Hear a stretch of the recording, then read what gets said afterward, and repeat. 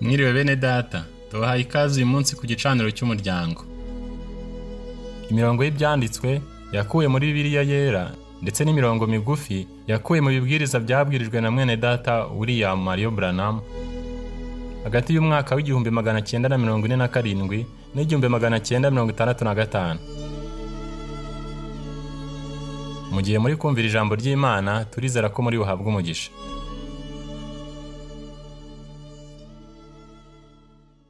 Samweli wa mbere igice cya 3 umurongo wa 8 kugera kwa 10. Uwiteka ahamagara Samweli ubwa 3, arabaduka asanga Eli ati, "Ndiyitabye kuko umpamagaye." Maze Eli amenya ko ari Uwiteka uhamagaye uwo mwana. Niko kubwira Samweli ati, "Genda asubira kuryama, niyongera kuguhamagara umusubize uti, Uwiteka avuga kuko umugaragu wawe nteze amatwi." Nuko Samweli asubira kuryama aho yarari.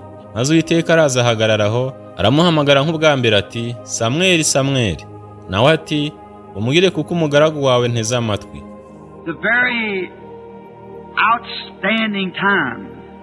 We realize that where we're speaking from in the scriptures, that it said there was no open vision in the days of Samuel. Igihe cy'agaciro gakomeye.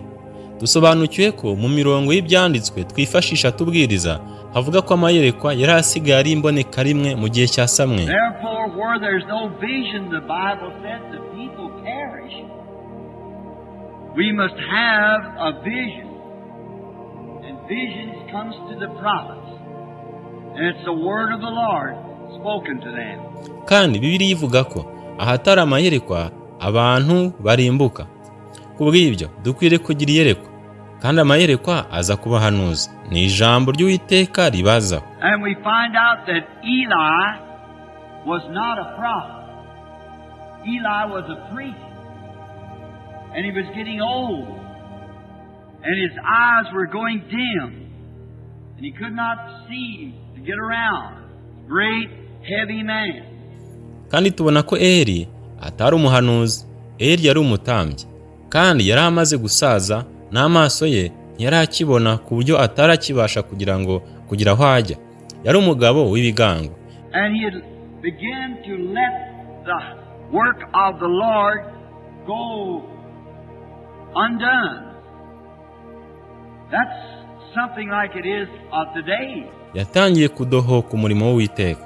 Kandi ndetse ni kimwe n'ibiriho ubu. I think the church, the organization and denominations, they've been on the field for a long time and they're getting lax. Ntekereza ko itorero, amadini bamaze igihe kirekire mu isakazabutumwa, none batangiye kudohoka, kandi umurimo w'Imana uratereranywe. And the work of the Lord is being left undone. The word of truth. Because the church in itself has become dim-sighted. Ijambo ry'ukuri kuko itorero ubwaryo rimaze guhuma. And we need today the voice of God to speak among us.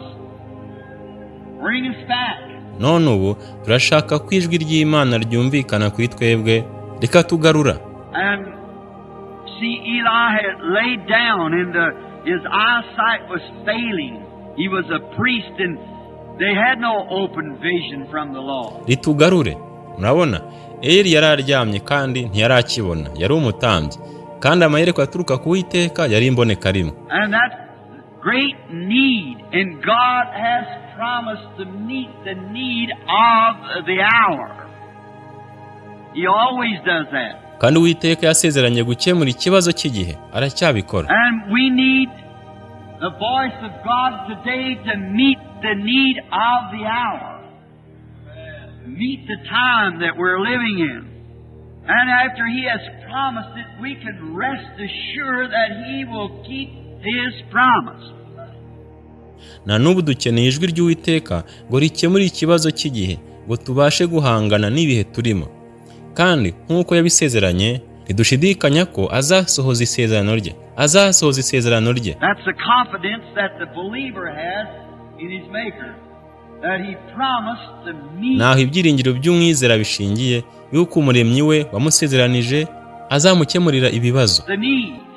And today One reason that the church is in the condition that it's in is because there is so many voices. Imwe mu mpamvu itorero riri uko riri nuko hari amajwi menshi cyane. So many other voices to attract the church from the voice of God, till it's very doubtful that many would hear the voice of God, though it spoke right in their midst. Andi majwi menshi cyane ayobya itorero aritandukanya n'ijwi ry'Uwiteka, yuko ari nta wahamya ko abenshi bumva ijwi ry'Uwiteka nubwo rirangurura hagati muri bo. They perhaps wouldn't even understand it, because it would be a foreign thing to them. They have got themselves so much centered on the voices of the day. Byanashoboka ko badateze no kuzarisobanukirwa kuko ryababera ikintu gishya kuri bo, bakabije guheranwa n'amajwi ya none.